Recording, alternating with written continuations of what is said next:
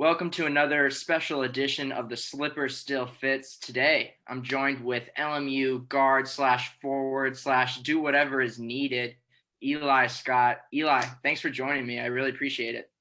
Thanks for having me. So I wanted to get a player's perspective on dealing with these COVID issues. I know the WCC has really been dealing with it hard. For you specifically to deal with this, what's that experience been like working with that through the season? I mean, it's been difficult, obviously, because there's no fans. Your family can't come to things like senior night. And just after the games, when you play well, or even if you play poorly, just being able to see your family after the game, something that you don't get to do this year. And it kind of makes me feel for the foreign players because that's the same thing they get every game. And now I experience firsthand. So, have you had any games with fans in the stadiums? Because there will be some fans, mostly family and friends, at the MAC for the Gonzaga Bulldogs. No, not this year. No, we haven't had any games with fans. Maybe if we would have went to BYU this year, but we played them at home, so no fans this year. So that'll be a new experience for you this year, something to look forward to if you want that as an opponent. But you specifically have been on a tear recently. You won the WCC Player of the Week last week. And because of your strong play, the Lions have won 5 out of the last 6. You guys moved into the third spot in the WCC standings. Has there anything been done differently with yourself and the team in the past couple of weeks that could explain why you guys have completely turned it around? I mean, during that second pause for COVID, we really got to buckle down on film and things like that to tune up for this last go-around. We have huge aspirations for this season, and we knew if we wanted to get into the tournament that our resume would have to be clean-cut, and that's what we were trying to do. Definitely.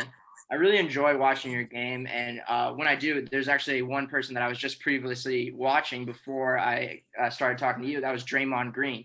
Is a person that can, do anything on the floor that is asked of him. He can get others involved, score when is needed. Is that kind of a player that maybe you have modeled your game after, or is there someone else that comes to mind? No, for sure Draymond, because I see a lot of his game in my game, especially as a guy who's not the tallest, not the most athletic, but he does the small things that impact the game. And he's just the ability to sacrifice for his team. I think that's something that I admire, and that's something that I try to take from his game. He's never been a stat guy, per se.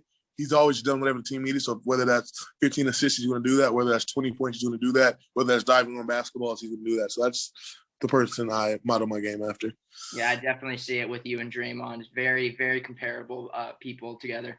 So now, like you said, you guys are having a travel day right now. You just landed in Spokane. You're getting ready to play the best team in the nation. And this is actually your first time playing Gonzaga, and you got to do it at the MAC. What have you noticed about this team when you've watched film? Is there any one player that kind of stands out from the rest?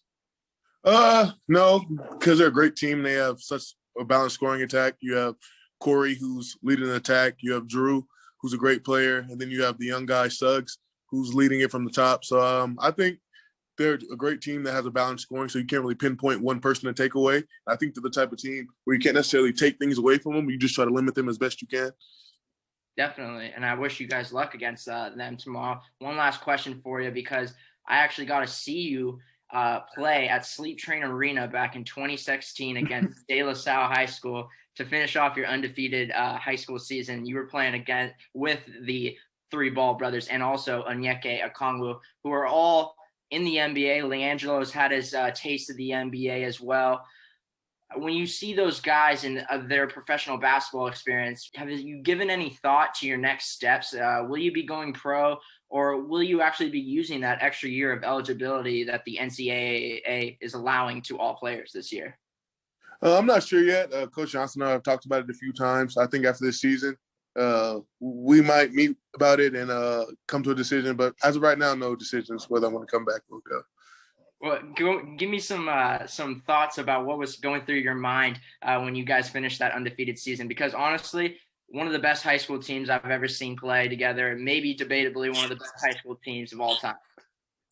I mean, in the moment, it just felt like it was the right thing to do, We kind of knew that we were the best team in the country. And I personally didn't know the impact we'd have, or / legacy, I guess you could say, that we'd have so many years later. Like, even kids now still watch those same YouTube videos, and like I still get tagged in posts from 5-6 years ago with that team. But after the game, it just felt like all our hard work paid off. A very special team indeed. Hey, man, thanks again for all the time, and I wish you good luck tomorrow against Gonzaga. Thank you.